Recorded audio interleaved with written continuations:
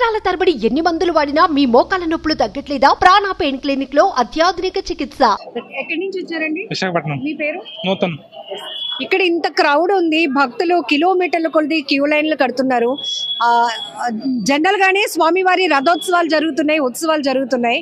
అయితే ఇప్పుడు రత్న భాండాగారం తెరిచేటటువంటి ముహూర్తం కాబట్టి ఇంతమంది జనం వస్తున్నారు. ఏముందో తెలుసుకునే ప్రయత్నం చేస్తున్నారు. మీకేమీ ఎగ్జైటింగ్ అనిపించిందా? ఎగ్జైటింగ్ గా ఉంది, ఎందుకంటే ఎప్పుడో పురాతన నుంచి నిధులు దాచారు కాబట్టి అవి ఉన్నాయా లేదా అని తెలుసుకోవడం కోసం ఇప్పుడు ఏంటంటే దాన్ని తెలుస్తున్నారు.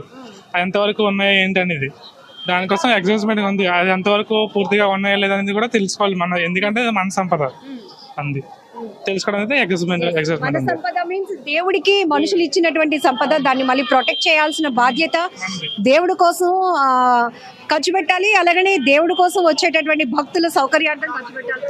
అవును, సినిమాల్లో చూస్తూ ఉంటాం కదా, చాలా చీకటి గదిలో స్వామివారికి సంబంధించినటువంటి వేల కోట్ల రూపాయల రత్నాభరణాలు, వజ్రాభరణాలు ఇవన్నీ చూస్తూ ఉంటాం.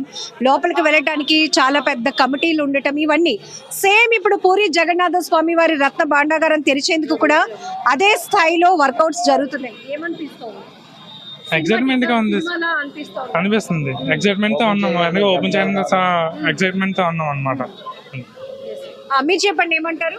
ఓపెన్ చేయగానే గబ్బిలాలు రావడం, పాములు పాతకాలంలో అలాగే కదా ఉండి, మరి ఇప్పుడు అలాగే జరుగుతుంది అంటున్నారు. నాగబంధనం ఉండటం, లేకపోతే పాములు చంపడం ఉంటాయి కదా, సినిమాల్లో చూపిస్తారు అంతే. మనకి తెలిసిన చరిత్ర అనేది మనం పుస్తకాల్లో చదవటమో సినిమాల్లో చూడటమో చూసాం. కానీ 46 ఏళ్ల తర్వాత ఎప్పుడో 1978లో అప్పట్లో తెరిచినటువంటి భాండాగారం ఇప్పటి వరకు తెరవలేదు. ఇప్పుడు తెరిచేటటువంటి ఒక ముహూర్తాన్ని మనం ఎలా చూడొచ్చు అంటారు? ఇదంతా కూడా ఒక పెద్ద నాలెడ్జ్.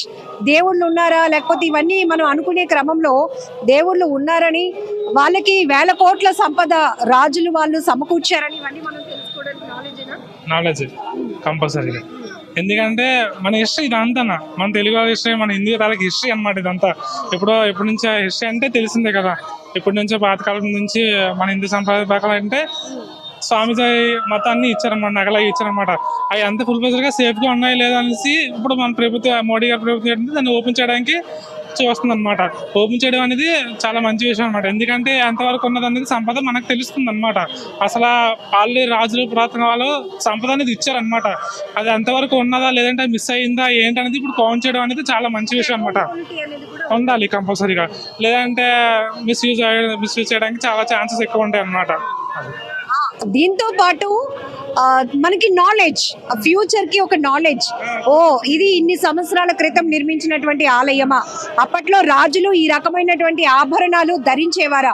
స్వామి వారికి ఏమైనా గనక గిఫ్ట్ కింద ఇస్తే గనక ఇంత వాల్యుబుల్ ఆభరణాలు స్వామి వారికి సంపదగా ఇచ్చేవారా? ఇదంతా కూడా ఒక నాలెడ్జ్ మనకి మరి హిస్టరీ అనేది ఉన్నది కదా. హిస్టరీ ఉన్నది బట్టి మన ఫ్యూచర్ కి కూడా చెప్పడానికి అనేది ఒక మంచి ప్రూఫ్ అనేది ఉంటది కదా.